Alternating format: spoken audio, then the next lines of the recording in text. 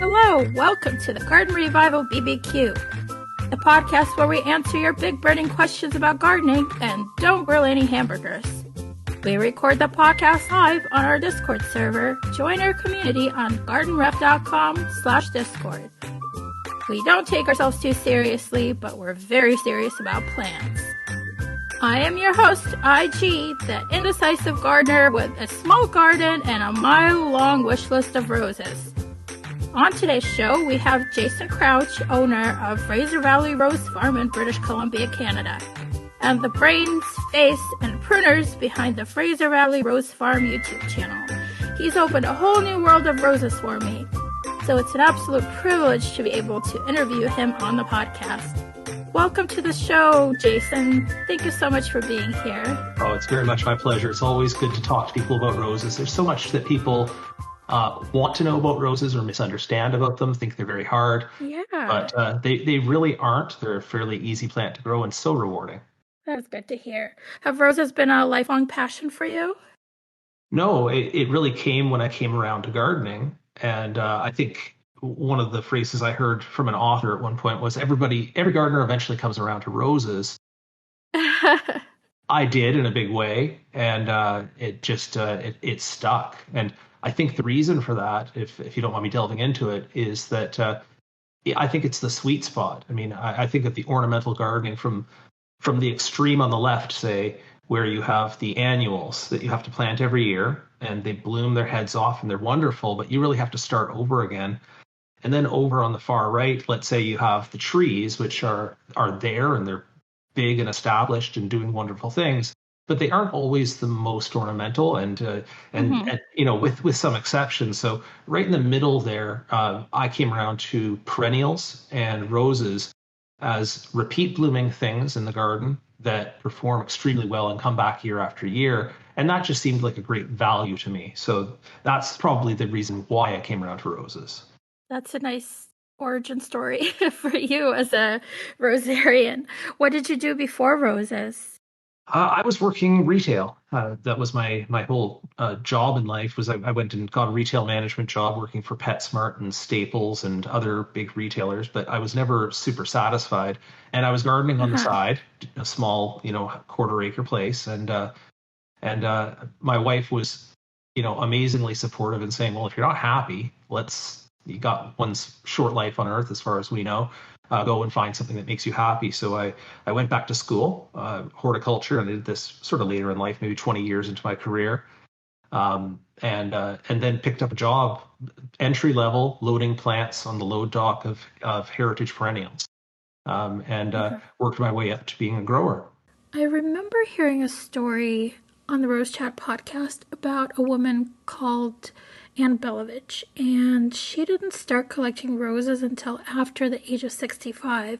She actually became an expert and wrote 6 books about roses after the age of 90. A similar story, Ralph Moore didn't start breeding roses until he was in his 50s or 60s, and then kept on going until he was 100. Rough numbers, and had a huge impact on breeding miniature roses. So one of the dominant breeders in that class. I'm just thinking, wow, that's great. And he didn't start until much later in life. I always find it very inspiring to hear how people came to sort of live the life that they want, that makes them happy. Because there's always so many different paths. I think when we're young, we think there's only one right way to achieve something, but everybody's life takes different paths. How did you make that decision to start your rose nursery? Was it the encouragement from your wife? And what did you do? Like, what steps did you take to achieve that goal? Well, going from that quarter acre, it was clear to me that I wanted to have a bigger place, and there had to be a financial argument to that. Like, we bought a place that had some greenhouses built on it, which I thought was an amazing find. And I at that time was just beginning being employed at Heritage Perennials, where I was just loading plants, and I was like, well, this is cool. What do I want to grow? And this is the part that's interesting, is that at the time, that I started all of this, and we're talking, 15 15, 18 years ago when I was Mm-hmm. making that transition in my life. But roses were in a weird spot. Like I was stepping forward at the same time that a whole bunch of other people were stepping back from roses. I think the market forces finally caught up with roses. The story that people were telling that you have to have lots of pesticides, you have to have a dedicated rose garden. They're so hard to grow. And I think that was Mm-hmm. not what was on the mind of gardeners who were turning at that time increasingly to edibles and practical gardens and mixed gardens. And roses just didn't fit the narrative. It was like the big high octane, large car gas guzzler in the era of the small car or something like that. Yeah. It didn't fit anymore. And so a lot of sellers were going out of business or hitting financial hard times. And so at the same time that I was coming into wanting to collect all these cool roses I was reading about, they were disappearing off the market. And I kind of almost out of necessity said, okay, well, I better get myself a collection. I better start propagating them and selling them on a small scale. And we did that more or less through farmers markets and local selling just off of the farm here. And we weren't even selling on the farm. We were going to the farmers markets and plant selling events and just selling them there. That's great. Sort of a love of preserving the past with the old roses. That's awesome. I've learned so much from watching your videos, and I don't know if you set out to be a YouTube superstar, but I've learned from you even things I think that you didn't maybe set out to teach, because I've made connections in my mind about roses and garden design. I used to only really be interested in David Austin roses with their big sort of cupped or chalice shaped blooms. And now I look at roses and just the whole garden that I'm designing with roses in the same way that I look at other plants in other parts of my garden. In addition to looking at the plant's color and that, not just appreciating the large blooms, I also look at different bloom sizes and textures and contrasting the big Austins with the tiny polyanthus and doubles with the singles and the big stately hybrid teas with more relaxed, maybe arching stems. And I think that comes from just the greater appreciation of the variety of roses that you've instilled in me. Well, thank you. And So thank you for that. oh, absolutely. And it's wonderful to hear that. It's that question of, preserving the history of roses. Well, it just comes down to the fact that this plant has been traveling with humanity probably longer than any other cultivated ornamental plant in a certain kind of a Yeah, way. And so that's the breeding interesting. efforts on roses, took off long before breeding was even a thing. Having these cherished classes of roses that could go in and out of fashion, but you can still pick up a moss rose. You can still pick up a centifolia. So it's kind of cool that there's the polyanthus that you mentioned, Uh-huh. which are completely out of fashion. They've been rolled into the floribundas, and but they are in Europe. They're still seen as their own thing and very important. Can you give us a bit of a crash course on the classification of roses? Well, sure. I mean, you know, the way you classify them, you could be a lumper or a splitter, just like you do on any other kind of classification. And roses, I put out a family tree of roses on my website a while back. It's also available on Rosopedia now for download, and it gives you kind of an idea of the genetic relationships between roses. So the old European roses, starting from the damasks, the gallicas, the albas, and then the Chinese roses from the other side of the world, all, again, 3,000 years ago. And then how they were interbred or mixed together to make newer classes like the hybrid perpetuals in the 1800s, or how those gave way to the hybrid teas as exhibition roses, things like those the polyanthus and the floribundas that are cluster flowering. So there's just probably 30 or 40 major classes represented on that chart. And the question of how you classify them, well, the American Rose Society has become the classifying body. So they give the official, classifications, but rose people don't live exactly by that. There are some different areas where, for instance, the Hmm. American Rose Society made a hybrid between the Floribundas and the hybrid teas, and called them a grandiflora, but that's not Uh-huh. recognized at all in Europe. So, like I Huh. mentioned with the polyanthas, the Europeans still maintain polyanthas. North America has sort of dropped that, so it isn't official in any particular way. And some great classes, like I'm going to say the hybrid musks roses that I'm going to mention a Oh, I few love times. hybrid They're musks. they're gorgeous. They're wonderful, and they've just been dumped into shrub rose along with all of the Huh. David Austin roses, and I find that to be a travesty. So I don't agree entirely with the American Rose Society on some of their classifications, but somebody's got to do the hard work of trying Yeah, to, I guess, bring order to the chaos, and so that's what they're doing. that's very interesting. So the American Rose Society classifies anything bred before 1867 as old roses and everything after that as modern roses. And yeah, I have heard people disagree with that. There was, again, somebody on the Rose Chat podcast that was talking about how that's just too early, that some roses that were bred afterward should still be classified as old roses. Hmm. Yeah.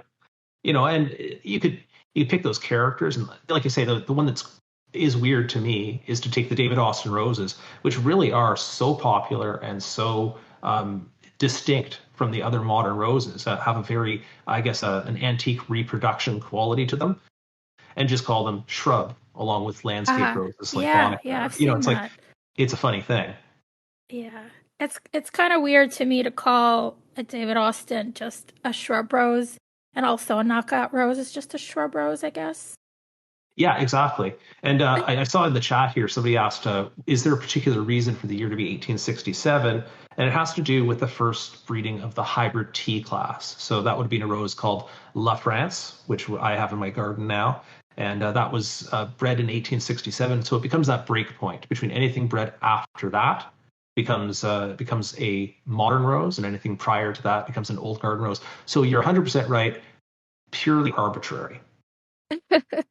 So we talked about your origin story in the realm of roses. Can you maybe pick out a really interesting origin story of a rose, either how it was bred or some other interesting way how it was discovered?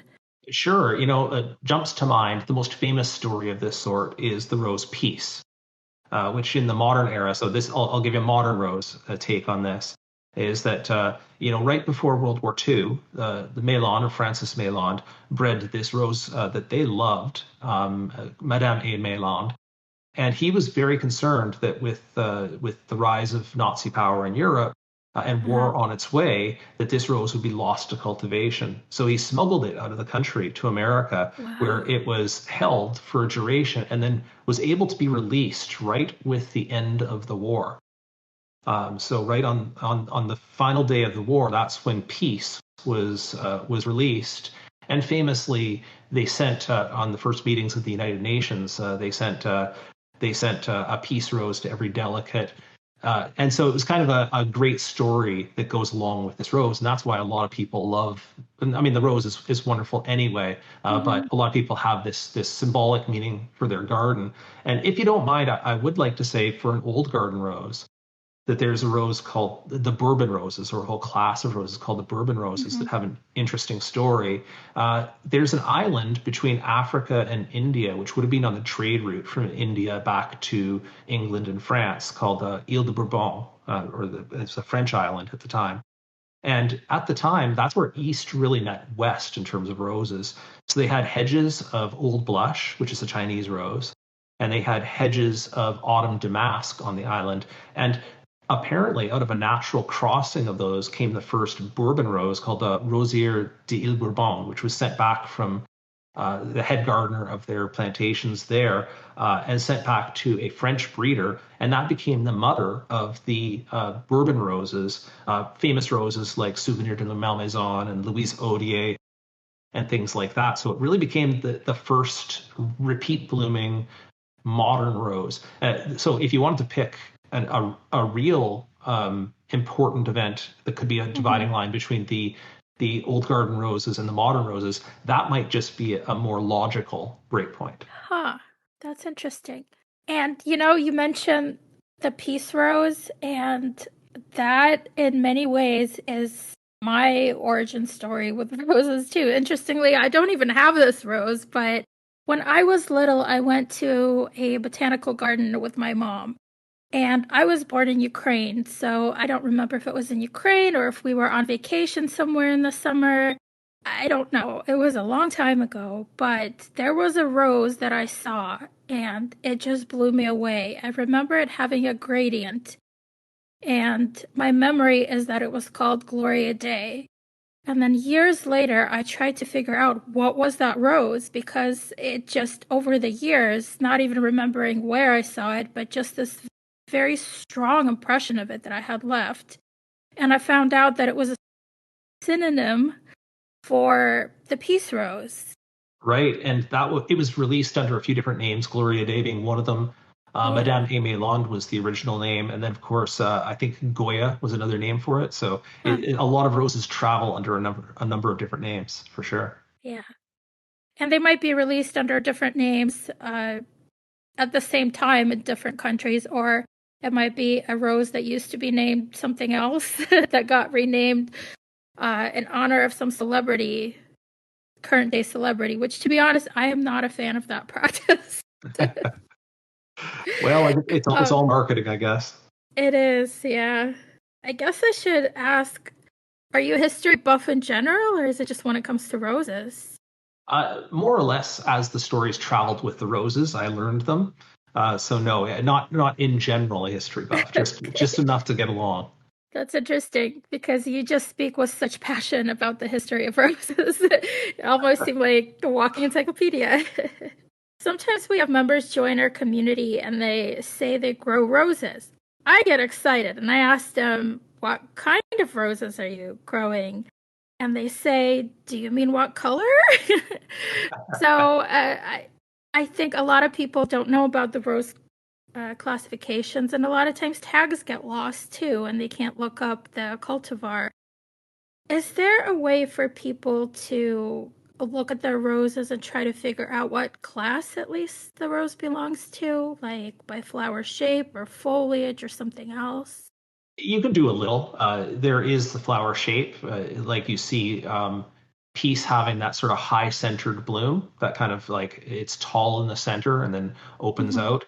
That's pretty characteristic of the hybrid tea roses and sometimes the grandiflora roses.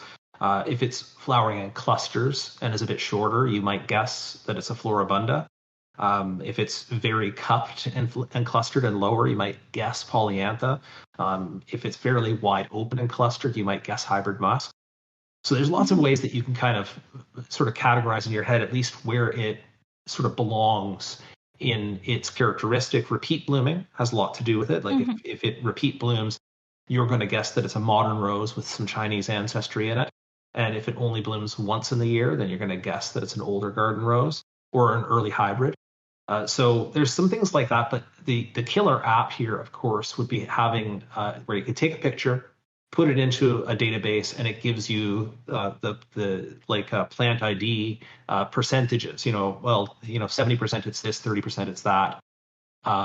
It gives its best guesses. The problem is that even with good plant ID software, they haven't gotten drilled down to the cultivar level with roses. Yeah. So at this point, you might be even better off using something like Google Lens, which can at least get some of the more popular ones. Sunsprite it will get, or again, Peace or Chicago Peace. It may take some good guesses on, but when it comes down to a true understanding of AI recognition of roses, we're not quite there yet.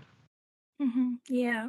I think there's a misconception that old roses are once bloomers, but there are old roses that are very nice rebloomers, right? Yeah, it's true. Yeah.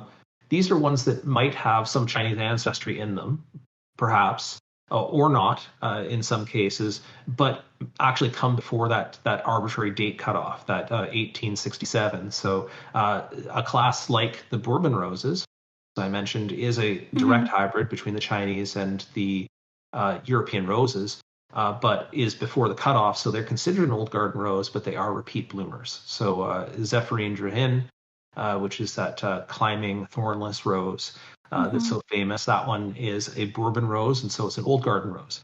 Another class that I love is the Portland roses, or they call Mm-hmm. them damask perpetuals, and they seem to be genetically closest to that autumn damask rose that I mentioned a bit earlier about one of the Yeah. parents on the Ile de Bourbon.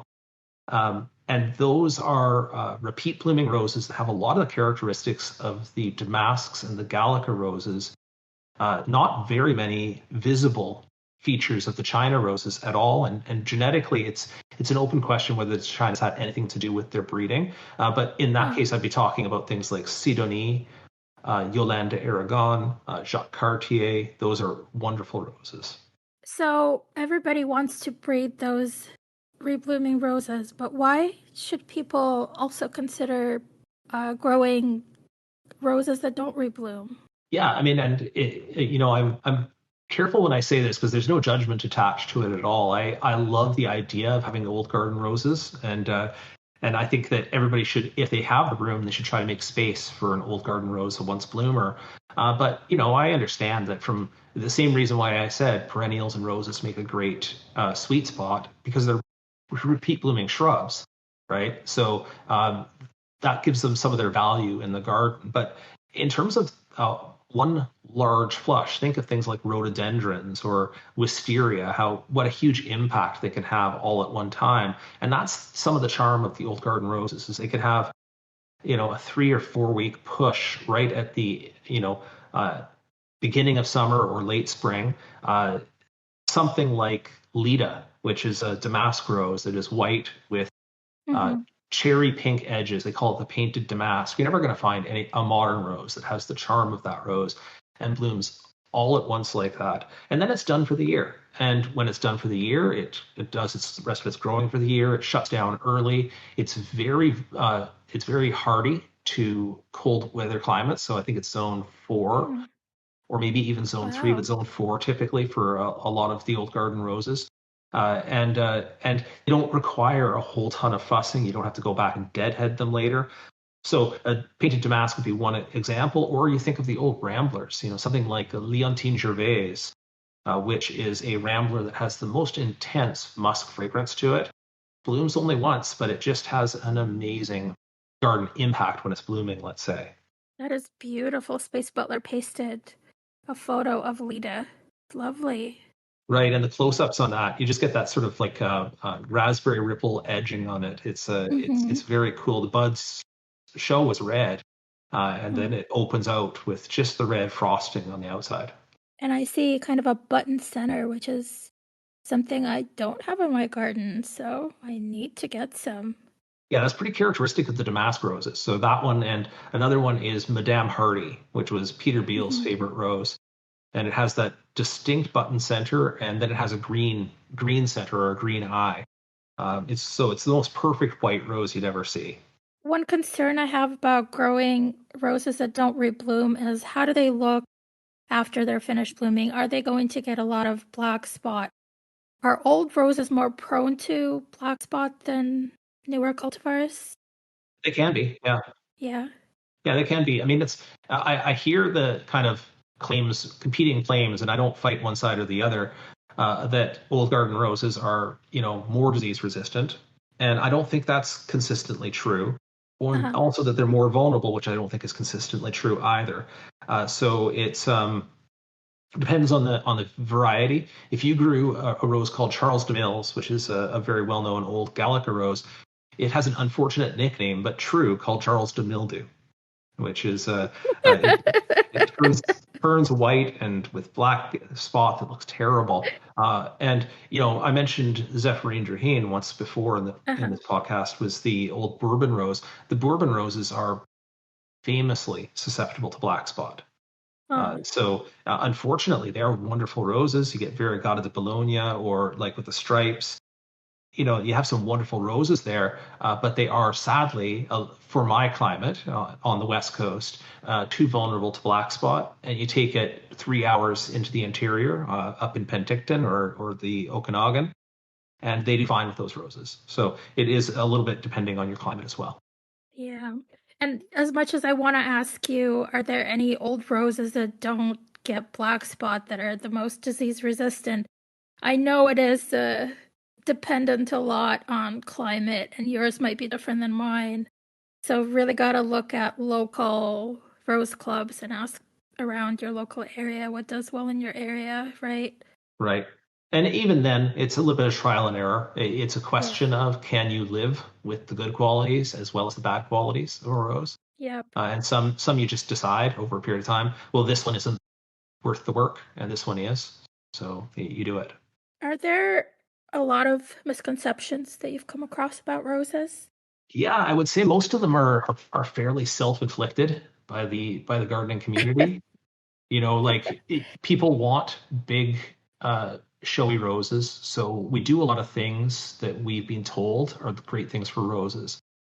You know, we're told that we have to spray them with pesticides and fungicides to keep them healthy. And again, not so. I favor a more selective approach, and I favor really just choosing those varieties that do well in your garden.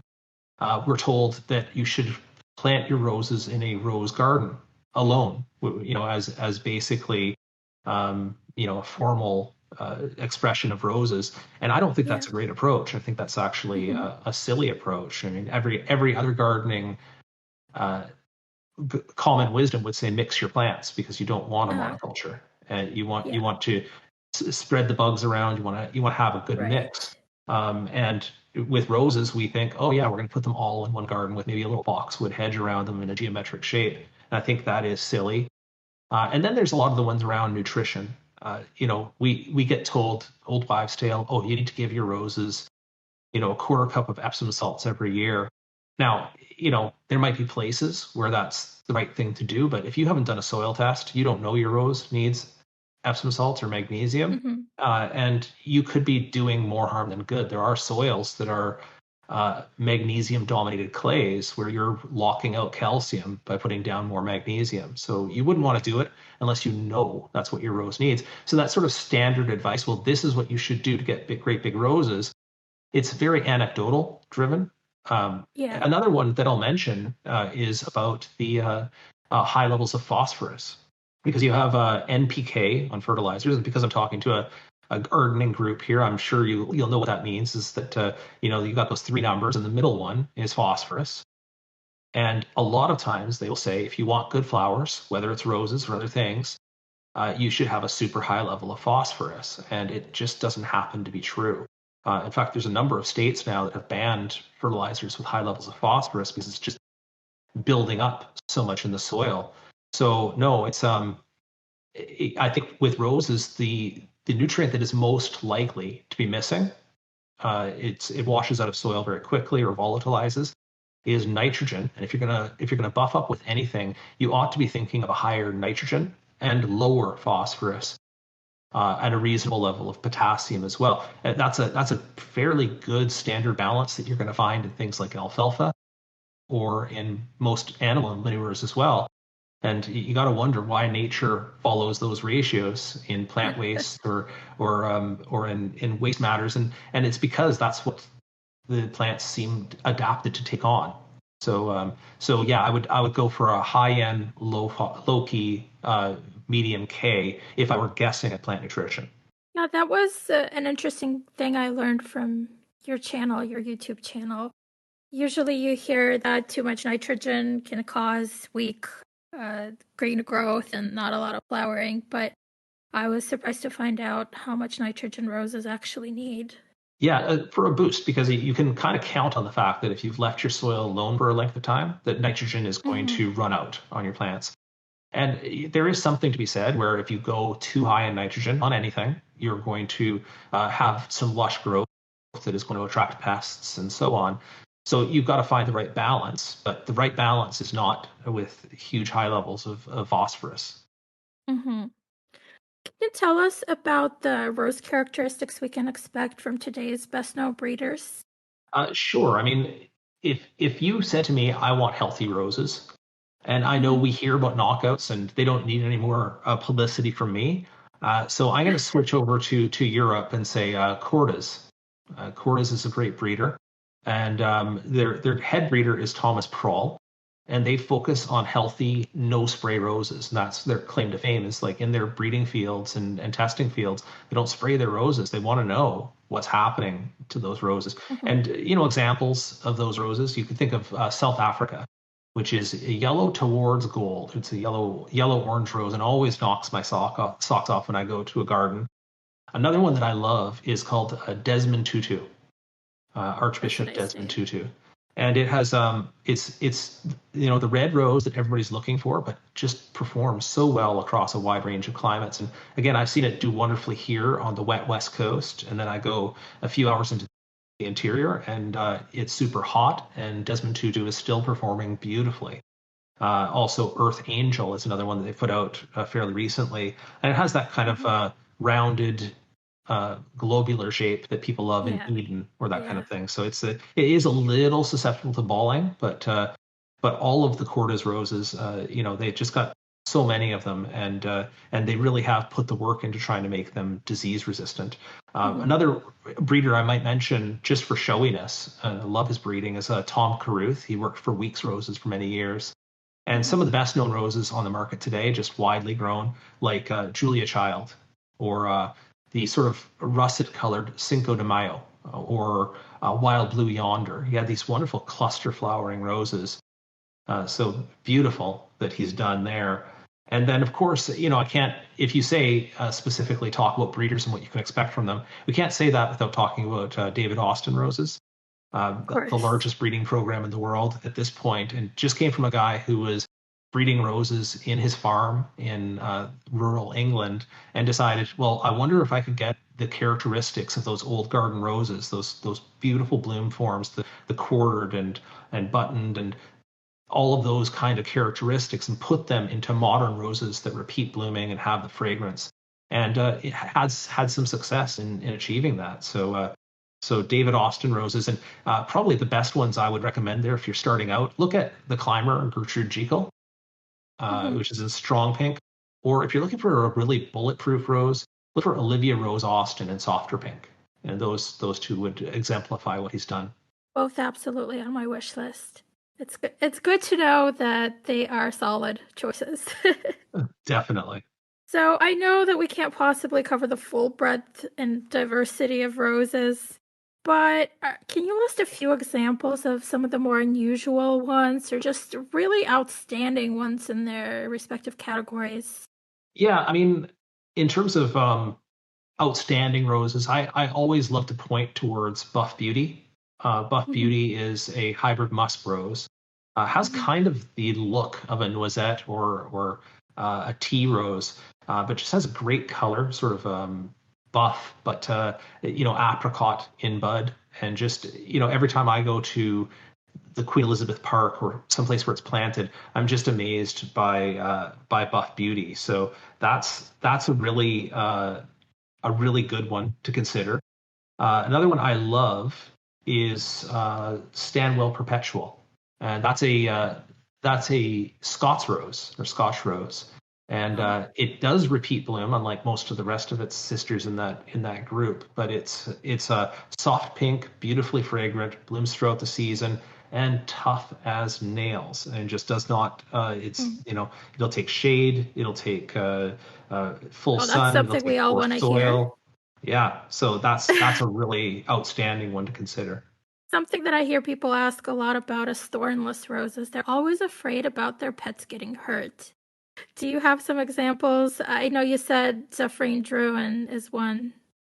It is. It tops the list almost always in terms of Mm, thornless roses. And like I said, just give that caution that it is black spot susceptible and powdery mildew mm, susceptible. At least in my climate, I've never been able to successfully grow it over a length of time without tearing it out. mm-hmm.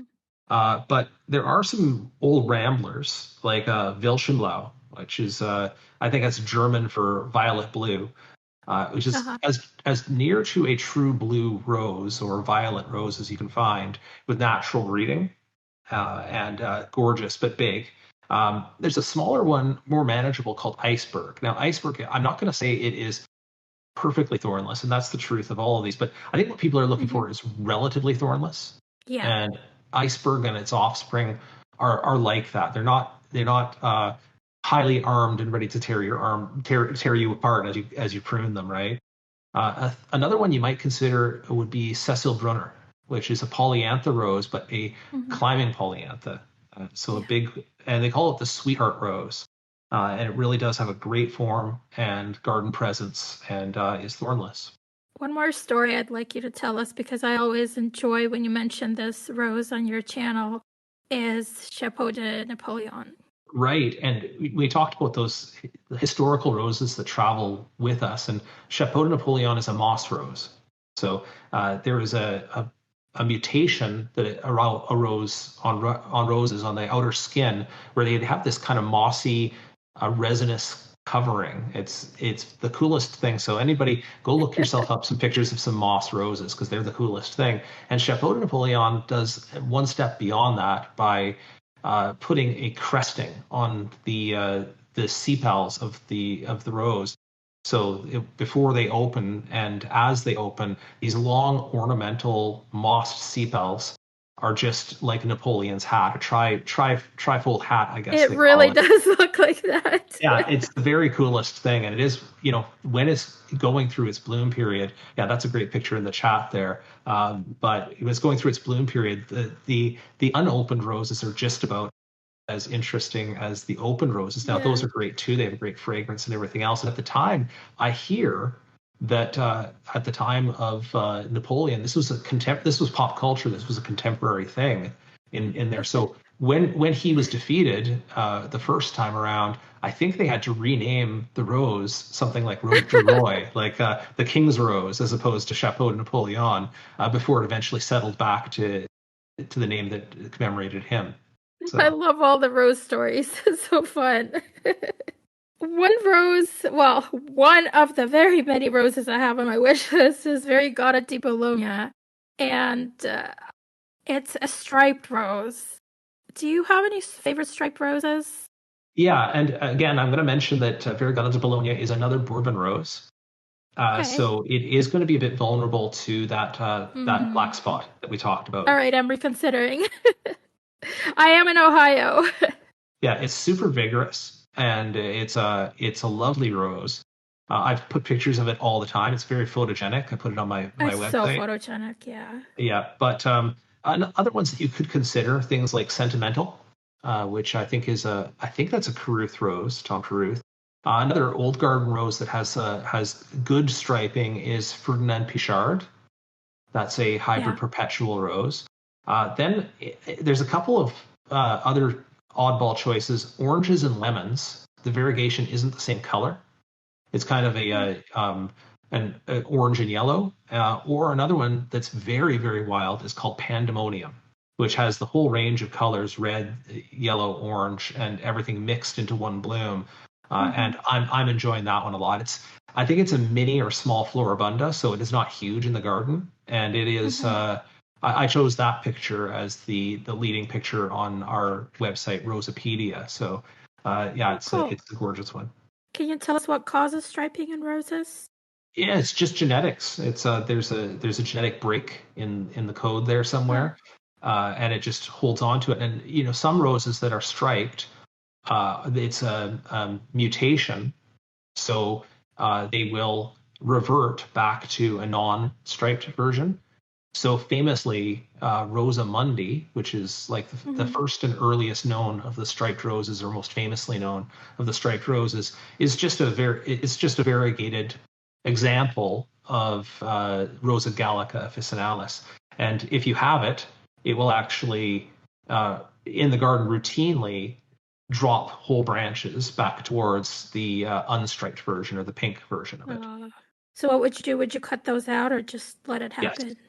No, I would cut them out. Yeah, and cut them back. This is a bit like eliminating suckers. You cut it back as Hmm. far as you can, as far as like get it right back to the crown, or as far back as you need to be confident that you've gotten rid of that reverted branch. Because over time, that both are lovely, but the striped one is what you chose that variety for. Hmm. Yeah. So you've mentioned Rosapedia. Can you tell us a little more about that and who's involved and what the goals are with that website? Sure. I mean, I obviously had my own website, Fraser Valley Rose Farm, and that's attached to my YouTube channel. But Mhm. because I've been around the rose community a little bit, and we've been very friendly and been supported so well by other rose, I'm going to call them influencers.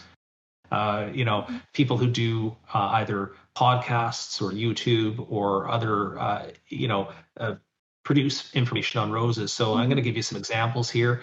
There's the Rose Geek, who is Kimberly Dean. She Mhm. does content on YouTube. Also, Teresa Byington has the Rose Chat podcast. Uh-huh. Paul Zimmerman is a wonderfully influential and probably the earliest guy to get to YouTube, making YouTube videos on roses. And so we work together with those guys and Ben Hamilton Anderson, Olga Carmody. So there's a few of us that have banded together, and we take our videos and our articles and we put them all in one place and have that sort of curated, and also have Mhm. profiles of something like 500 roses on the site. So that's the idea, is to get Wow, all of the rose information that's together huge. in one place. Yeah. Yeah. Are there any other good resources for people who want to learn more about roses? Yeah, well, any of the contributors from that Rosapedia site would be good ones to consider, but there are some people who don't do social media, so Mhm. or not the Yeah. same way. So Michael Marriott out of the UK is, if you read one of his books on the David Hmm. Austin roses, particularly Peter Beals, who has passed away, but his work is just as relevant as ever. So yeah, I mean, but as I say, for today, pretty much everybody I can work with, I include on Rosapedia. I visit Help Me Find at least a couple times a week. I'm always looking up roses and even the same roses because I'm trying to decide which ones to order, especially in the winter. It's just Right. such a inspiration and such a wealth of knowledge to see pictures that people post of their roses. Sometimes you see, the beauty shot from the breeder, and it's always so helpful to see how the rose actually performs, how it opens in people's gardens. Right. Yeah. Real pictures from the comments of real users is Hmm. huge. So the headshot is wonderful. It's nice to browse through those, but Hmm. once you get into looking at a rose or researching it, you want to have the ability that people can add their own comments and Yeah. their own experience in different climates, which is really fantastic. And Help Me Find is the classic place to go. And the only downside of Help Me Find it all is just that it's not very mobile friendly. So you can't really do it very well on your cell Right. phone. You kind of have to go to a desktop or a laptop to Yeah. experience it well. It's not the most glitzy, slick website, but it's just chock full of info. Sure is. Can you talk about the benefits and drawbacks of grafted roses? How can we decide whether we want to get grafted or own root? And I know sometimes we don't really have that choice and we just buy what's available if we want a certain rose. Yeah, and depending on where you're buying them, you might not even know which one you're choosing. I mean, sometimes you Yeah. could kind of look at the base of the rose, and there's a characteristic look to a grafted rose. But right now it's very mixed on the market. Probably 60 or 70% of everything that comes out this time of year will be grafted, and about 30% will be own root. But different times of year or different roses, the knockouts are almost all own root. So going back to the point here of that graft union, that place where they've grown a rose underneath the ground that's supposed to be genetically living beneath the soil line, and they've grafted on the top stalk or the scion stalk. That spot where they meet up, that graft union they call it, is a vulnerable spot on the rose. It's a spot where Hmm. it's made up of scar tissue and joining tissue, and it generally is the place where the rose dies. It's the place where the rose Hmm. gets injured or by cold or by disease. So that graft union dramatically reduces the lifespan of your rose. So if you think about a grafted rose might have a lifespan of 15 years. Let's just give it a round number, right? But if Hmm. you had a look at the own root roses that are living on the sides of monasteries and gardens in Europe, they have examples there that have been confirmed to be 1,000 years old. Yeah. So going from 1,000 years old down to a lifespan or an average lifespan of about 15 is a dramatic reduction. Now, that being said, if if that's, I mean, you're buying a rose, you're not buying it hopefully forever. And if you can get it a big grafted rose to bloom quickly in your garden and you get 10 or 15 years out of it, that you've probably got good value out of growing that rose. But I still like to know the difference because in general, an own root rose may be a bit smaller to begin with, but will persist longer in the garden and be healthier year after year after year because that graft union is not a vulnerable or weak spot. The other thing is that when you have that graft below the ground, sometimes it feels like it's gotten a raw deal. And so it decides it's going to send its own shoots up to compete with the top stock that was grafted onto it. So that's where you get graft or rootstock suckers coming from the ground. And this is something that comes up so often. The question people ask me is, why did my rose change color? Mm-hmm. It was a white rose. Now it's a red rose. Well, no, it was the rootstock, Dr. Huey rootstock, that sent its own shoot up. And now it's blooming in a different color because that's the color that it blooms. So now for the person who wants to keep an eye in their garden, they're kind of, if they've experienced this a couple of times, they're looking for where those rootstock suckers are escaping the rootstock, and they're trying to eliminate those so they can continue to enjoy their chosen variety, the Scion variety. So if there are all these drawbacks to grafting, why are so many roses grafted still? Well, it's a great production technique. Is it cheaper? Yeah, it's a great production technique. And with the downsides, there are upsides. They tend to be larger in the garden quicker. So for instant gratification, you can get something that's grown in the growing fields of Texas or California for a couple of years and is ready to go in the garden and perform with big blooms in the first year. So that's not a downside. That's a plus side, instant gratification. But then it comes with some negatives as well. So I don't ever tell people, well, I'm a snob, only like this rose or only like that rose. But I only grow myself, like I produce the own root roses because I want to give people long-term rose in the garden. Yeah. But it is a production technique that was taken up in the early 20th century and just persists because what they can do is they can put that rootstock in the ground and get it growing. And they can put some weight on it and then decide a year later if they want to what they're going to graft onto the top stock based on market trends. So you can have a very popular rose that you go, okay, great, I'll bud out a little bit of on each of those and I'll produce myself 10,000 of this popular new variety using very little plant material and then grow it for a year, and I'll be able to bring something big to market that people recognize and place a value on because it's so large and it's likely to give them instant gratification. So it's not a bad production system, but it doesn't result in long-lived roses. And the side note of this, and sorry to go off on grafted roses, is that for a whole generation of roses, that was the presumed production system, and so they never tested roses or grew them thinking, will this grow well on its own roots? Yeah. That's interesting. Something like Double Delight clearly was never evaluated for that purpose. It's a great rose, but grown on its own roots, it doesn't do it. Oh. So, Distant Drums is another one, doesn't do it. So there's a handful, not a big handful, but a handful of roses that basically have weak root systems and won't root well or produce well on their own roots. And so now they are locked into being grafted roses for the rest of their time in cultivation. Well, that's good to know for everybody listening. I think we like to take cuttings sometimes, and I guess they won't do very well. Well, yeah, but again, it's a small handful, and I've been promising to make a video, but I can't make an exhaustive video on the matter because I don't know. I haven't tried every rose. Yeah. But I know there's a small handful that I've tried, repeatedly and don't get good results with because they just don't produce well on their own roots. Okay. I've heard a lot of other types of plants being grown by tissue culture, but I've never heard that about roses. Do you know anything about that? Yeah, I mean, it's perfectly viable. We have a tissue culture lab up here in BC that was doing it for a while, particularly with the Canadian roses.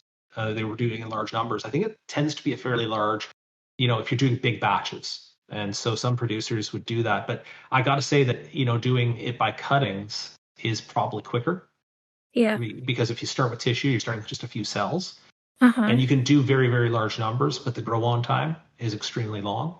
So you get such a a boost doing the it from cuttings, like such a quicker result that Hmm. is probably always going to be cheaper than doing it by tissue culture. The more you know.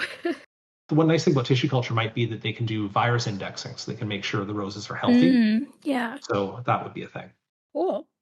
So let's switch tracks a little bit to actually growing roses. One question we get asked surprisingly a lot is about growing roses indoors, and I have to kind of break the news to people that it's not a good idea. Can you talk about that? Can you explain maybe why it's not a good idea? Or maybe I'm wrong. Maybe it is a good idea. Well, it can be done. I think anything can be done, but the input of resources makes it not worth your time in general. That would be the judgment. So you basically have to try to replicate all the conditions that you can get with outdoor conditions, the full sun, the movement of air, just the general feel and conditions that the rose would get outdoors. Trying to match that indoors, and then also have to deal with the disease and pest pressures indoors makes it usually not worthwhile. Again, you think Yeah. about just wind. You put roses out and you prune them nice in the garden, and you've got a nice breeze going through. You're continually pulling the spores and such out of the way, and just the plant ends up being healthier and happier outdoors. Hmm. And you get them inside, you have humidity to deal with, either trying to bring it down or bring it up. You have, the light that you're trying to provide, the air movement, and then you get aphids indoors or spider mites indoors, and it's a nightmare. Yeah. And then there's those little grocery store miniature roses that people buy and think, oh, they're little, I can grow them indoors. But again, you're facing the same issues. What are the chances of those little roses being successfully transplanted out? And is there a way to know how hardy they are, whether they will survive in a certain hardiness zone? No, I've done a video on exactly this topic because it's asked so Hmm. frequently, and the answer is Yeah. no. There's no real way to know. You would take a gamble. You'd be taking a roll of the dice. Now, happily, if you got one of them as a gift, or if you bought one just for inside decor and they're cheap, you're not playing with your own money. You're kind of you're already ahead of the game, right? So you take that, you transplant them out in the garden, you see what you get, and they can surprise you. They were bred specifically for and tested for greenhouse pot production, meaning they're very Hmm. fast to root, fast to come to bloom, and healthy in greenhouse conditions, and will tolerate the handling going from the greenhouse to the grocery store and then to your house. And they're kind of designed then to be in bloom at that point, and then I wouldn't say to die afterwards, but there's no thought given to how they live afterwards. So Yeah. if you transplant them at that point, they can surprise you, because some of these are I mentioned Cordas is a that European breeder. A good portion Hmm. of those miniature roses are bred by Cordas using some of the same genetics. Oh, interesting. Didn't know that. Yeah, so you'll get them home, you put them in the garden, and sometimes they'll end up being a 3 foot shrub, and surprisingly Wow. healthy and really happy plants. Cool. Other times you won't get any play out of them. So it's now hardiness. I wouldn't count on it. Your average hardiness for a miniature rose might be in the range of zone 6. So Okay. that's not terrible, Yeah. but like I say, you're not playing with your own money. So I think it's at that point, just go ahead and try. Can you take us through the gardening gear from winter to fall to talk about how you take care of roses, including when you prune, deadhead, fertilize, and apply any kind of pest care or disease management? Starting this time of year, It's uh, early March for those of you listening later. your starting point is roses that are, if you're doing ones in the ground, are, in many climates, many North American climates, are dormant, have gone Hmm. through a deep winter, and they may have taken some damage. So the first thing I do on the timing that's suitable for your climate here, I'm already doing it because we're in the mild West Coast, is I'm pruning and cleaning up and pulling off any persisting leaves. And at that time, if I'm trying to be very clean about it, if I've had a variety that's been getting black spot, I will also remove the mulch or any dropped leaves at the base of the plant, replace that mulch, and give them a spray with. In my case, it's a product called lime sulfur, which is a traditional, uh, uh, I guess, dormant spray that you would use on things like fruit trees. I totally understand that this not only will be controversial for some people because it does almost a complete knockdown of microbes and pests on that plant. Um, it's not organic I mean, it's traditional, but it's not certified Mm-hmm. organic, and it's not available in all jurisdictions. So you may have to do a little bit of thinking about what is an appropriate dormant spray in your climate, but it is a nice break. It's the secret weapon we get. The downside of having a cold winter is it knocks down pest. It knocks down your plants. It also knocks down Mm-hmm. pest populations and gives you a clean start going into the season. So this would just be measures to take advantage of that.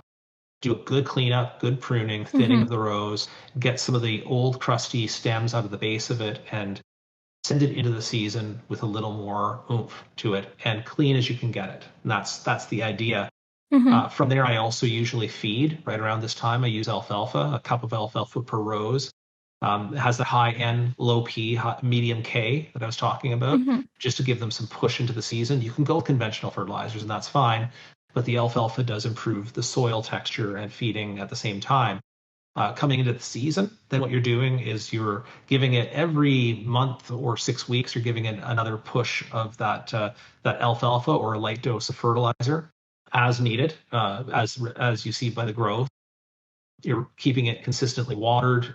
When it blooms, you're deadheading if you want to have it return back to blooming quickly. If it's an old garden rose, you don't. And then usually I cut everything off and stop trying to get them to grow and bloom and push. In my climate, it would be August. I would say, I'm stopping. Okay. And then I let it grow its hips. I let it ripen. I let the wood harden off. I let it get ready for the winter, and I don't do much to it. And then the only other step I may do before winter hits is if the plant has stuck out a big arm, a big long stem that can't be supported in your garden and is likely to break under snow load or wind load, then I will wait until the plant is dormant, usually in my case November, and then I will snip it and just snip that one stem Yeah. that's in bad shape. I don't do a full prune in the fall. I wait for spring to do that because then I'll be able to see more. I'll be able to see with the leaves off. I'll be able to see what damage the winter has done to it. And that brings us full circle to that spring pruning. Mm-hmm. So for people in very cold climates, is there a calculation they can make?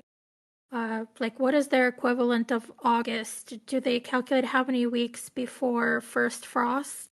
Or is it just you gotta just figure it out by Yeah, trial and error? that's 100% got to be trial and error a little bit. I mean, if you're living in Winnipeg, you're going to have a much earlier cold period than I will, Mm-hmm. but you also have a much later spring than I do in my climate. So your active season of doing stuff on roses may be shrunken down to almost nothing, and more or less a prune and fertilizer and let them go, and then you stop, right? So that might be the case, but it does depend on your climate and what your risks or hazards are. Because if you're in a climate that doesn't get major winds or heavy snow load, then you're not as worried about those late stems. So it comes down to trial and error for sure. As far as pruning in the winter, should we be worried about pruning too early in the winter? So if you get it wrong, which you can, like I usually go February 14th is the rule of thumb around here, where we know we're not going to get any very long, extended, very deep cold periods. But what if I were wrong, right? So I've done my pruning, and then 2 weeks later we get struck by a much deeper cold. The risks are that there could be additional damage after I do my pruning, and I might have to go Mm-hmm. back and revisit the shrub. So it's not as severe a penalty as I might think. I It's see. the Okay. timing is I choose the best that I can, thinking of my climate. But if I get it wrong, I'm not too fussed about it. And you don't wait for the rose to start waking up to prune. You can that's it because the whole landscape will start looking more alive. You start to see signs like the classic one, forsythia, the blooms of the Yeah. forsythia shrub.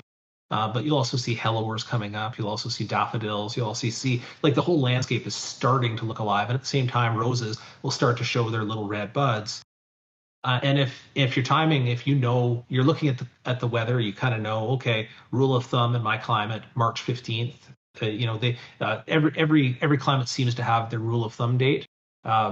And if you're at that rule of thumb and your rose hasn't expressed buds, but you look at the long-term forecast and it looks clean, go ahead, right? So it really doesn't matter as much what's happening on the plant itself or what's happening in the landscape as the judgment that you're making from your experience in that climate and looking at the long-term forecast. And like I say, you can be wrong too.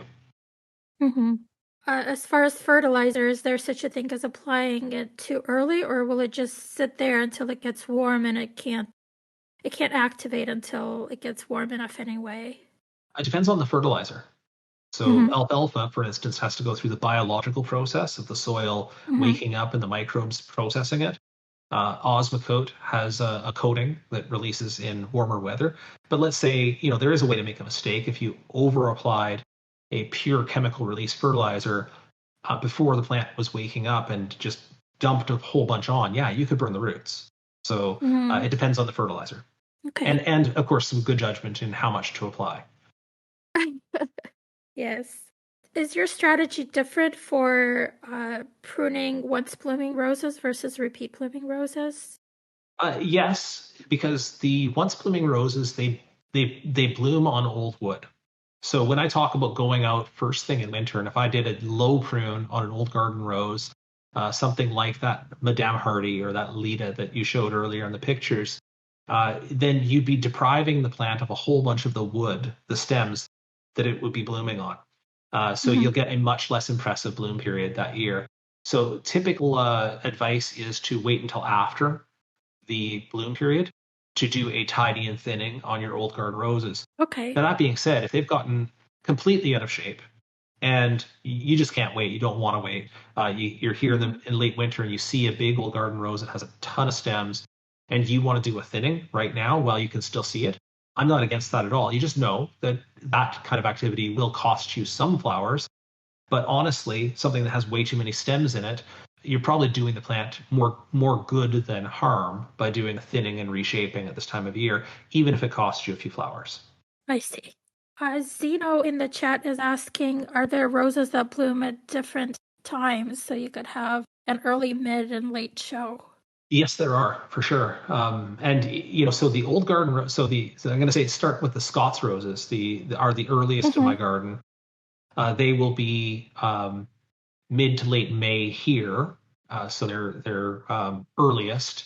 And then generally I get some of the old guard roses starting up just a week before I get the modern roses starting to push their flowers. So within a span of 3 or 4 weeks, almost everything starts up and starts blooming. Now, the nice thing is, of course, with your repeat blooming roses, then you can stagger them with some pruning as well. So to that interesting question, you could say, well, what if I did a preemptive prune on some of my repeat blooming roses so that they Mm-hmm. don't bloom when all of my old garden roses are, and I want to get a bloom a little bit later? Yes, you can do that. So you can schedule it a little bit. Cool. So we've got some questions that people have submitted over the past week. Logster asks, how exactly do you get different colors of roses? I've seen so many, white, black, pink, yellow, etc. Yeah, so that's all the genetics of the mother plants. So we have the species, the foundational species roses that have different colors. And then they've been cultivated for a long time and bred.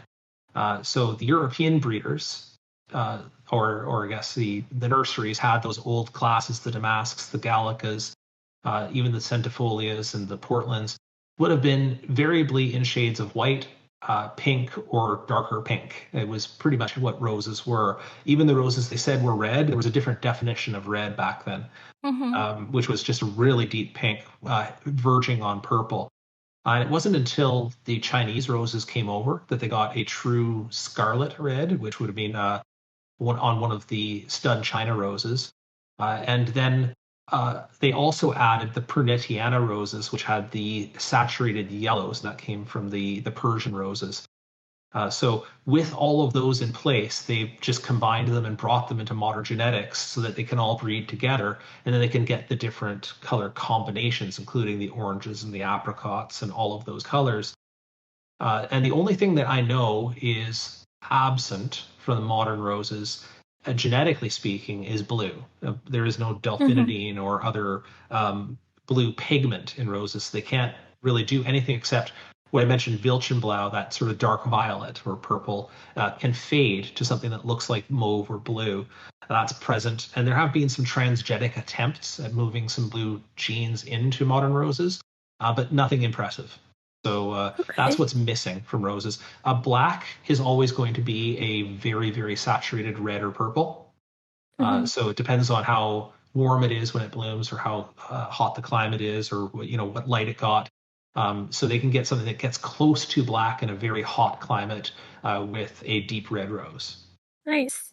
Ruby asks, when is the best time to take out my roses in pots that are overwintering in an unheated but insulated garage? My potted roses are rated zone 4-5. Side note, we are currently having mild weather in Edmonton, Alberta, and will be for the next 2 weeks. Yay! With my garage facing south, it gets warm enough that the rose comes out of dormancy and starts budding up. This happened during the last warm spell in January. Yeah, it's always a tough call. In Edmonton, you maintain that risk of deep cold a lot longer than we do on the West Coast here. Although I hear wonderful things coming both our way and Alberta's way in terms of like good temperature stability, but you can't count on it. I'm glad they are in pots, and I'm glad they're in your garage. If they're movable and not too heavy, what you might consider doing is, while we have a reasonable stretch like this, put them outside the doors and let them enjoy the more outdoor conditions and more sunshine and more reasonable temperatures. And then only if you see a deep cold coming, then you can push them back in for protection. It might be the winning strategy for Edmonton right around this time is to Okay. play it by ear, move them in and out as you need to. It's how I do it here all winter. Is I keep them outside and then I push them back in only if I'm expecting a deep cold. Ah, The deep okay. cold that you're looking at, by just as a point of reference, is most roses will not have a trouble if they're sufficiently hardened off. They won't have trouble handling. Now I'm going to talk Canadian because I'm talking on a Canadian question or a Celsius question. A -5 Celsius would be Okay. above, anything sustained much below -5 Celsius is going to give me concerns for the new growth on those roses. But a quick dip overnight to below negative to above -5 isn't going to concern me too much. So if you look at your long-term weather forecast and you see nothing coming, that where the nights are going much below 5 or sustaining below -5 for any length of time, then you're probably safe to leave them outside. And if it's going to be a long period of deeper cold, push them back in just for that duration.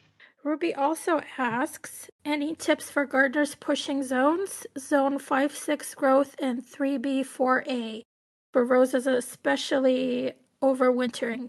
I add a rose collar about a foot high and chunky pine bark, but there's still considerable dieback. Worst one was down to 6 inches from the ground last year. It sounds to me like Ruby has done well. Protect, yeah, protecting the crown of it's not cane hardy. Like the canes are not going to survive in open, deep cold for a sustained period or with wind, especially. So those canes that are above the mulch are going to die. And if you've been able to consistently protect the crown of your plants by hilling over with mulch, I think you've done well. I think that's probably about the best you can expect for roses that are pushing zones, and you're getting away with a zone 5-6 in a zone 3 or 4 garden, is to hill over Yeah, and save that crown. that's amazing. I think you just made Ruby blush. Another Canadian, Anna, asks how to prevent rootstock suckers from growing on grafted roses. Yeah, I'm gonna say with extreme violence.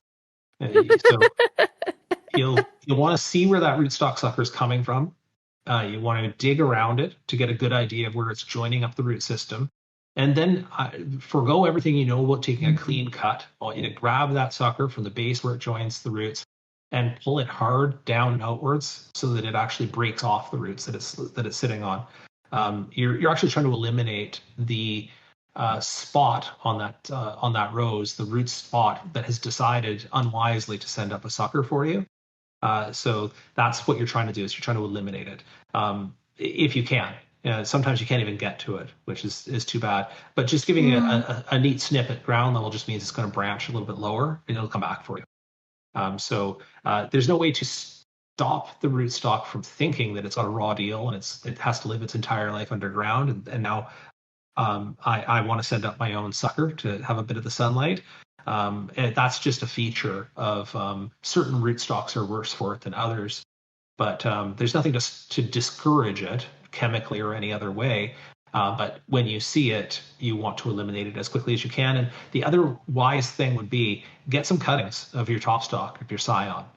Get some cuttings Mm, going, root yeah. those. And then that way, if the rootstock takes over, which it may inevitably do on some varieties, at least you have a backup copy that you can haul that first one out and replace it in the landscape with one that's on its own roots.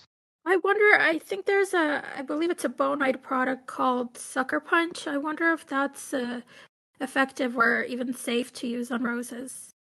I haven't tried it, and I don't know what it is. If it's like Mm. it could be something like a weed killer almost, or that goes into the tissues and kills off that portion. At which point you'd have to make a judgment call: is it doing more harm than good? And I just don't know what the product is made out of. Mm. Maybe Space Butler could Google the active ingredient for that. Meanwhile, moving on to Bag's question, he's asking about non-perlite rose propagation. Yeah, so the medium that you use for rooting your roses, I've seen people do it in pure sand. I do it in a either a bagged mix that does include perlite, or I have a prepared mix that also includes perlite. But the perlite is really just there to improve the aeration qualities of Mm-hmm. the medium. So if you have a well drained medium with lots of air in it, just because of how it's otherwise constructed, you know, so you can get the same thing with coconut fiber and core. You can get it from wood products. You can get a similar effect from a different material if you don't want to use perlite. And you have lots of different videos on propagation at different times of year, so people should check it out. Yeah, for sure. It's very good detailed videos. Yeah, and in all of those, the point would be almost doesn't matter what medium you're using as long as you adjust uh, Hmm. to the particulars of that medium. Great. Icy Spicy It's All Nice, he asks, how do I safely for the plant remove thorns? How many can I take off at a time? How long should I wait before taking more off? I got to be honest, this is not a question I've dealt with before, not on living roses. I know that people do remove thorns of cut flowers after they've been harvested, but Uh-huh. removing the thorns on an existing rose landscape seems Roll. unusually meticulous or time consuming.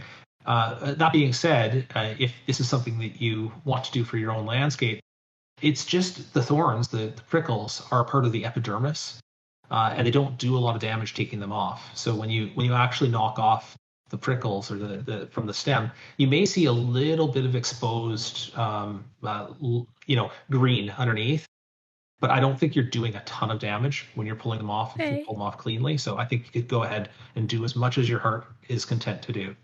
Oh, that's good to know because honestly, when I hear that question, I hear it surprisingly often. Right. I'm Yeah. horrified. I'm like, stop, don't mutilate your rose. I'm glad to hear. But yeah, to each their own, right?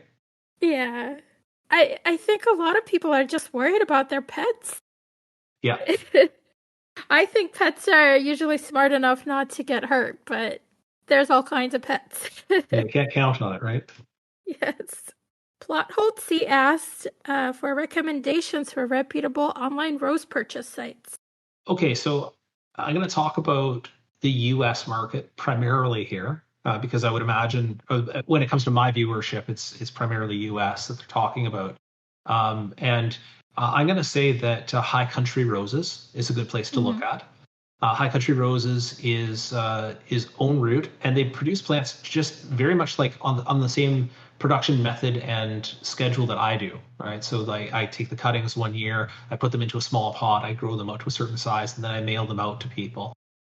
So that's that. And by the way, we have a coupon code. I know I'm plugging things here, but if you wanted to save some money, use the coupon code Rose Farm, all one word, Thank you. and you would get I think a 20% off at High Country Roses. So there's that.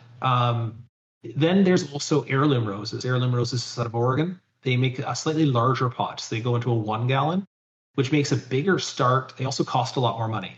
So another good, reputable nursery. I did a tour of their site last year, and I'll be having a coupon code for them sometime soon. Awesome. There's Antique Rose Emporium out of Texas, I think, which I haven't dealt with Antique Rose Emporium, so I'm dealing with that point. Sort of ratings that I'm getting from the Rose Geek community. So if you go to like on Facebook, Rose Geek is Kimberly Dean, and they talk about who their favorite suppliers are. Antique Rose Emporium comes up a lot. Rose Petals Nursery is another one that has a good reputation. There's two more. Petals from the Past has a good reputation as well. And finally on my list, and again, I can't say that this is exhaustive, but A Reverence for Roses is one more that I can say. So there's probably like 6 there that I can recommend. Again, most of them based on other people's experience rather than my own, because they won't ship to Canada. Right. And if you're buying in Canada, there used to be we're in a terrible situation because our best big rose nursery just went out of business, or is coming out of the rose business. So we've just lost our best supplier. So now we're really down to just on the one end of the country, there's Cornhill Nursery, and on this end of the country, it's me. It's Fraser Valley Rose Farm. We're selling under the website Rose Farm Canada.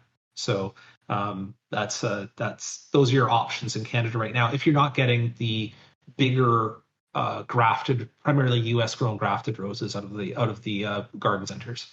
Anna's asking, was it Palatine that went out of business in Canada? Yes, yeah, they were our best remaining. They were doing grafted roses, but they were our best remaining Canadian supplier, and they packed it in this year, so they're no longer producing roses. They still do fruits, but not roses. Zeno asks, ideally, a bare root rose would be planted in a well-drained area. For those of us without ideal conditions, what is your recommendation towards planting bare root roses in a poorly draining area? And Zeno lives in Louisiana, and his backyard floods a lot.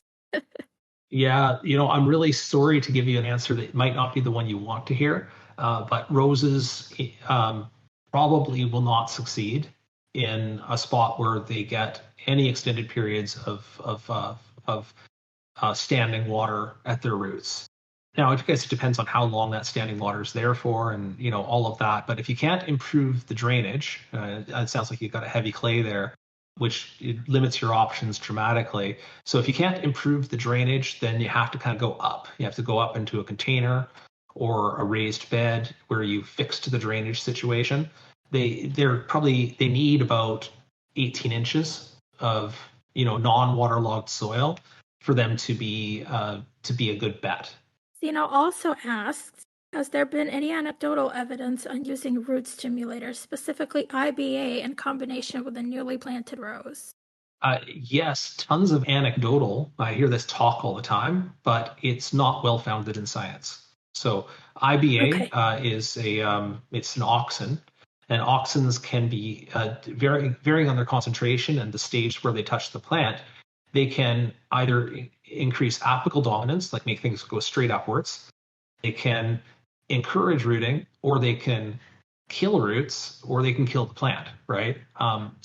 It's the right amount of auxin at the right stage, and really only time to use auxins on your roses to encourage rooting is when you're doing cuttings, not when they already have roots on them. So it's the rooting stimulators, and sometimes you hear things other than IBA, things like trying to think of that famous V1 solution that Super Thrive that you see down there, and there's really no science to back any of these things up. It's all about good conditions and proper care, and that's it. Also, Zeno, please move. You can't grow anything in your flooding backyard. Another question from Zeno. David Austin roses are known to not have great vase life in comparison to hybrid tea roses. Are there any that make the cut, pun intended, for being acceptable cutting roses? Yeah, I can name a few that are kind of famously that way, and they're ones that I hear the names of all the time, because when people are looking for David Austin roses, they ask me for these ones. Boscobel, Boscobel. There's Princess Alexandra of Kent is another one. Okay. And then another one that is highly sought after, and I like it a lot, but it isn't the best grower so far for me, is Evelyn. And if you can get Okay. your hands on that. Great. Another question from Zeno. Has there been any particular rose that attracted pollinators more than any other? If yes, which rose, and could you describe it? If not, would you agree that singles are generally more attractive to pollinators? Well, it's certainly more accessible to pollinators, right? And the example I'll use is a good example of that. It's called Darlow's Enigma. And Darlow's Enigma, it looks like a species rose. It looks like wide open, simple petaled roses. But the interesting thing is that unlike many species roses that have a very limited duration of bloom, Darlow's Enigma blooms all season. It's generally the first thing to bloom in my garden, or one of the first, and it blooms right up until November here. It just keeps on flushing and flushing and flushing. So it's related to the parentage of the hybrid musk roses, and it is just it's white, it's greatly scented, it's vigorous, and it blooms and blooms and blooms its head off. So if there's anything that has bees on it in my garden at any given time, most likely it's going to be Darlow's Enigma. Okay, and Zeno says he's getting it now. Beautiful, beautiful. And also for your backyard, Zeno, look up Rosa palustris, the swamp rose. It's a species rose that could handle a little bit of flooding. Oh, So it's in the name. It's a swamp rose. the swamp rose. I'm not sure you'll love it. Simple species roses are they're an acquired taste. They don't have that long bloom period, and they usually have very simple flowers. So you kind of not get all the best of all worlds, right? Okay. Zeno also asks, which plants are wonderful pairings with roses? Sure, and I love to combine everything with my roses, but some of the best that are out there for maybe underplantings on roses, you might consider something low growing, like creeping thyme, or a very low growing catmint would be quite good. Nepeta, those bring the pollinators, they bring the beneficial insects, and they pair beautifully with roses. Unlike lavender, which is a classic planting with roses, but they have very different watering requirements, and the catmint works nicely. For the beneficial insects, again, a very low planting of alyssum is quite nice for roses. Helps to balance out those aphid populations. Heuchera is quite nice, or Heucherella or Tiarella. Those are gorgeous. Coral bells are the relatives. And then allium. I like allium. I particularly like the low growing alliums. There's one called Blue Eddy, which is an outstanding companion for roses. Cool. I'll have to look into that one. I haven't heard of it. Yeah, it's got very cool leaves. Like it's almost like a swirling, low growing leaf. It doesn't look like allium leaves at all. Oh, cool. Rootbound asks, roses have the stigma of being high maintenance plants, but that's not true of all roses. What are some lower maintenance roses out there for a lazy gardener? What tips do you have for them to flourish with minimal effort? So as I say, I probably don't have to give any more PR to the knockout roses, but they are a good choice. But there are more classic recommendations for low maintenance roses that are even older, like ballerina, a hybrid Oh, musk I rose. love ballerina. Oh, I Isn't it adore it. wonderful? And Oh, so sweet. ballerina shows its relationship to Darlow's Enigma because they do the same exact thing, sort of flushing on top of the old flush, just no pause, just like here's a flush of flowers, now here's another flush of flowers. Another one is the fairy, which I think it might be a polyantha. Yeah. Then there's Belinda's Dream, which is I guess it's a shrub rose, or the classification is shrub. I think I mentioned previously Stanwell Perpetual, which is that Scots rose, Uh-huh. really quite good. And then also another hybrid musk, maybe Sally Holmes, which is truly, again, shows that relationship to those musk roses. Big, wide open white flowers with a bit of a pink or blush tinge to it. I planted mine kind of way in the back and it's not easily accessible, so I basically didn't take care of it at all last year. And it seemed to do fine. Yes, it's a tough customer. Yeah. Gary says, question from a landscaper. Why do people keep planting so many roses so closely together and then ask me to prune the numerous prickly bastards that all cut me and grab onto my trousers as I try to traverse the lovely-looking minefield of pain and annoyance. What is their problem? Do they not want me to be happy? I think it's one of those cases where their lack of planning becomes your problem, right?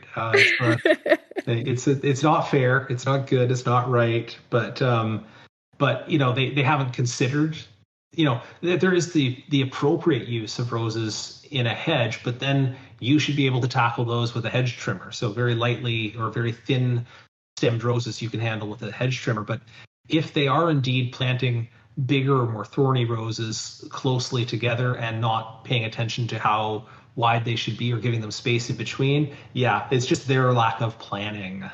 Sorry, Gary. And our last question from Pacific Northwest Plant Nerd. Are there any unusual, rare, or lesser known roses or rose species that you think are underappreciated? Ones that you'd be excited to see in a garden?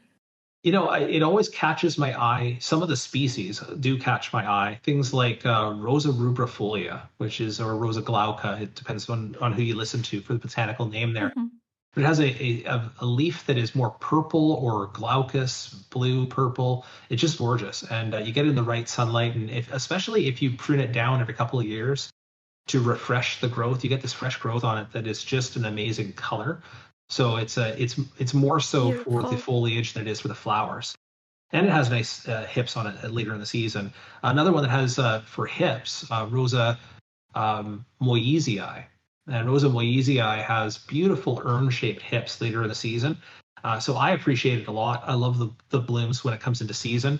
So beyond those species ones, maybe I'll say that I like to see Portland roses in the garden. And this is one of those historical groups. So the Portland roses, things like Comte de Chambord, Sidonie, or Jacques Cartier are excellent. I also like to see, there's one that I love is Paul Néron, which is, it just has such a huge peony-like bloom. It's like 6 inches across. So that one's outstanding to see. And then, of course, the moss roses, which are just altogether not grown as frequently as they should be in gardens.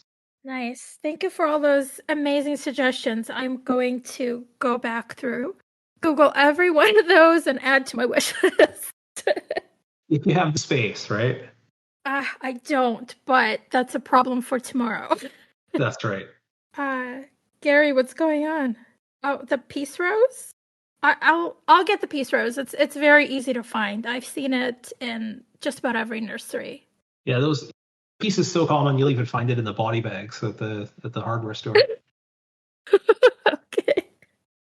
Well, thank you, Jason, and thank you to our live audience and everyone who submitted big burning questions. And thanks to our listeners on YouTube and all the podcast streaming apps. You can join us on Discord to chat, listen to our BBQs live, submit your big burning questions, and see all the accompanying images we post during the recording at gardenrev.com/Discord. Read our blog on gardenrev.com and see our gardens on Instagram and on YouTube at GardenRev. Find the Fraser Valley Rose Farm channel on YouTube for more on roses. Much more. Thank you, Jason. My pleasure. Thanks for having me.